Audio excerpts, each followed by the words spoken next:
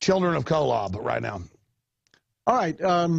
You have, first of all, Mitt Romney, right, the Republican candidate, and anybody can see he's a hedge fund hyena, he's a corporate raider, he's an asset stripper. I think the actual technical term for Mitt Romney is asset stripper. In other words, you buy companies, you sell off the pieces, you wreck them, you load them with debt, then they go bankrupt and you walk away with these huge sums of money.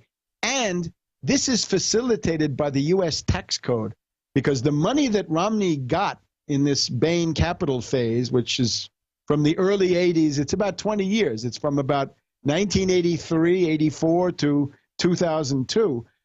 He got a sweetheart tax rate on that through something called carried interest. And carried interest says it's a capital gain.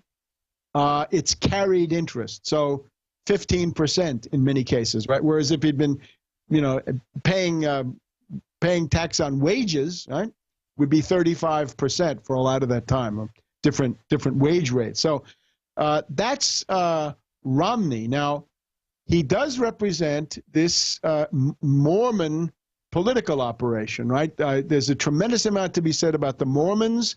It's a church that was founded as a separate country. It's not American. It's not Christian. It's not Judaism. It's not Islam. It's none of those. And it's not American. It's not the United States of America. It was to create an entity, a separate country, eventually called Deseret, which would be a power set apart from and hostile to the United States. And if you read the Joseph Smith White Horse prophecy, what he has in there in the early 1830s is he says the white horse of Mormonism is going to combine with the red horse, the British, the London banks, against the pale horse, the United States. So you get it's a pincers where between the British Empire and the Mormons out there in the Great Basin, the United States is going to be crushed.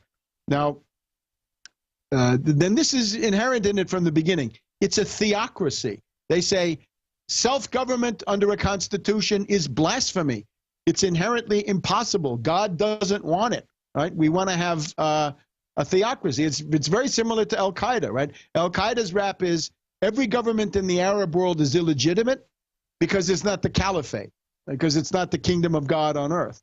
Well, similarly with the Mormons. So eventually they create this Deseret entity, and in 1857, over the issue of polygamy, right, because Brigham Young had 70 wives or 80 wives, Joseph Smith between 35 and 85 wives, thereabouts. Nobody else in all of Western civilization has polygamy, but they do. It's a very peculiar reading of the, not even of the Bible, but of their own particular texts. Well, it sounds like hell to me. Yeah, many jokes have been made about this, right? Why would you want this? So, but there are reasons. In other words, this is a system of brutal crushing of women. You want to talk about war on women? Look at Joseph Smith and Brigham Young. Now, Romney belongs to the ultra elite of this church, not through the Romney family so much, but through the Pratt family. Romney, as he tells you in his autobiographies, campaign autobiographies, ghostwritten usually, Romney wants to tell you his great-great-grandfather was Parley P. Pratt. Parley Pratt. And this was, after Joseph Smith and Brigham Young, probably the most important and most popular among the Mormons leader. He became a polygamist. He went to Britain with Brigham Young. One of the things I think you have to grasp about the Mormons is as that prophecy indicates, the Mormons understand themselves as an ally of the British Empire against the United States. In other words, you got the British fleet off the East Coast, and out in the Intermountain West, you've got this theocratic power which is opposed to the United States, Deseret, ultimately Brigham Young. In 1857, he takes it all the way, and he basically says, I'm seceding. I'm an independent country. And the idea was, this is timed. They've obviously got access to British intelligence at a very high level, and they figure that the bleeding Kansas, the John Brown's raid and similar things, are going to turn into a civil war in 1858 or 1859. So they decide to get the ball rolling, which they actually did. And President Buchanan had to send an army, 1/3 of the U.S. Army, to try to reestablish federal authority in Utah. This is a very interesting point.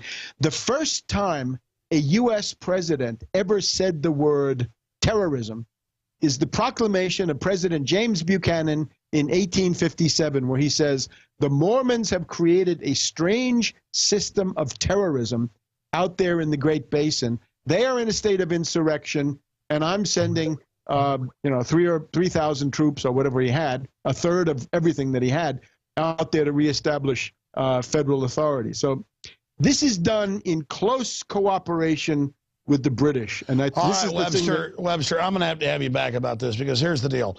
I have a lot of Mormon listeners who seem like good, hardworking, smart people who want freedom. Maybe. Well, yeah. And I got to be honest with you. I have not had time to research this. I'm going to look into what you're saying, because it's wild. British intelligence, the Mormons. Yeah. I mean, I knew about the troops being sent out west and all this stuff. All I know is Romney was a deacon or a bishop or whatever it was a bishop? Bishop. Yeah, Bishop Romney. So my whole issue is, would he be loyal to the republic or to his religion? But you go into that, who is Obama? I mean, these guys are puppets to begin with. And so my whole issue is, if Mitt Romney is a Mormon, that's more just from his family and a structure that helped launch him. All of his real actions is a minion to the global bankers. Yes, but, I mean, let's go back to Obama. With Obama, we pointed out that he was a creature of this intelligence community foundation world. In other words, where the CIA meets the foundations, right? The world of counterinsurgency, the world of social control. And remember the famous speech with Obama where he says, there are these bitter clingers who cling to religion and guns and anti-trade, and they don't like globalization, and they cling to not liking people that are different from them. So they're racist. Okay. So you could see that Obama had an animus against large parts of the American people, right? Because this is the rap, right? American people, reactionary, chauvinist, racist, no good. That's sort of a left-oligarch point of view. But now, the Mormon rap is the United States is guilty of the greatest crime in the history of the world. The United States allowed the killing of Joseph Smith and Hiram Smith and Parley Pratt. In the case of Parley Pratt, the story is he went to, essentially, he got mixed up with a family in Arkansas, right? Parley Pratt already had 11 wives. He decided he wanted to have 12 wives. So he takes the wife of the woman from Arkansas. The husband runs after him and kills him, kills Parley Pratt, the number 2 or 3 Mormon in the world. The Arkansas court refuses to convict Parley Pratt. And at that point, when the Mormons secede in 1857 under Brigham Young, there's this group, it's called the Baker Fancher Party. It's 150 or so people from Arkansas who are just trying to go to California. They're on the old Spanish Trail. They're leaving Utah. They're headed to California.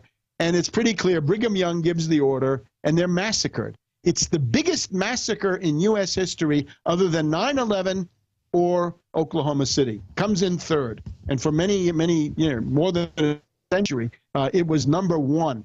So there's a tremendous animus of hatred. I can mention one thing, the so-called oath of vengeance, right?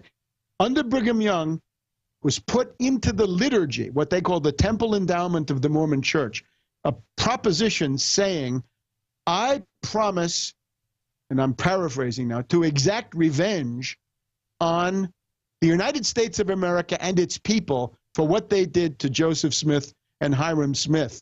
And I will preach this to my children for 4 generations. Well, this was only removed from the liturgy in the late 1920s, about 1927. Plenty of time for George Romney, the father of Mitt, to have pledged the oath of vengeance against the United States. So I'm saying, you look at Obama, He's somebody who comes in with an animus against significant parts of the American people. It's not a good idea, huh? Well, let me ask you this. Are you saying, I mean, they're all puppets, though. You're saying go for Obama? I'm saying I did everything I could to educate people about Obama when they didn't know.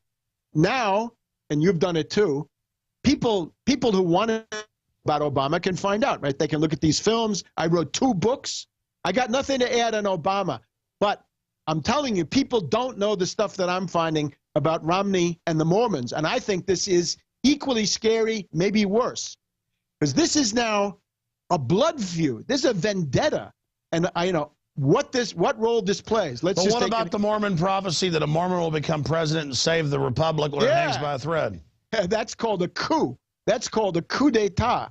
That's the Joseph Smith. This is the White Horse prophecy once again. It's the one that I was citing, right? Where the White Horse of the Mormons and the Red Horse of the British gang up and take over the Pale Horse of the United States. That the United States is the bringer of death. I think that's too much. That's not accurate, right? That's not historically, that's not the story. There's part of it, but that's not the whole thing. The White Horse prophecy goes, at some time in the future, the Constitution will hang by a thread, and the Mormons, the saints, will take over the government with a theocracy, and they will then rule the world. And Joseph Smith created a secret council of 50, which is not the quorum of 12. In other words, it's not a Mormon church organization. It's a political organizing committee. It's like a strike committee, except it's a committee to take over the United States and then the world, as he said, right? He says, I'm going to. Yeah, but I'll say this: they now teach Romans 13 in churches, so I think all the Catholics and Baptists and everybody, when Mitt Romney is sworn in as president, will kneel to Mitt Romney and pledge to do whatever he says because it's of the Lord. I don't think so. I mean, the difference is, see, some churches are old, sedate, sated, mainstream, whatever you want to call them. Most of the Christian churches would say, render unto Caesar what is Caesar and unto God what is God. The Mormons say, no, we want the kingdom of God. We want a theocracy. Hey, Webster, I was being sarcastic. Obviously, the whole Bible is about standing up against corruption in government. I was just making a joke at people that tell me, do whatever government says because it's of the Lord. Those people might as well go to the devil. Webster, incredible hour, 20-plus minute interview. Tarpley.net. Thank you so much for the time. Okay. Bye-bye. Amazing. Well, ladies and gentlemen, that was a marathon interview here on InfoWars Nightly News with Webster Griffin Tarpley. There he is. He's leaving now. Webster, thank you so much. This whole Mormon thing, I've tried to stay out of it, but Webster is a historian and has a lot for us. Maybe we'll have him on about that and have a debate with a Mormon or something. All I know is I just want these foreign banks to not run my country. And I'm concerned about what's happening in our nation. And I think everything Webster talked about is very informative. We should look into it all. And you should also check out the films that are free online, The Obama Deception, Fall of the Republic, and get the hard copies at InfoWarsShop.com. That also supports our broadcast and everything we're doing here. And don't forget, you get 6 memberships for the price of 1, $5.95 a month, PrisonPlanet.tv. Whether you agree with me or disagree or like part of it, don't like part of it, the point is it's free speech here. And this is alternative, independent media. So be sure and support us. Thanks to the crew for the great job they've done. And thank you to Paul Watson for hosting the news.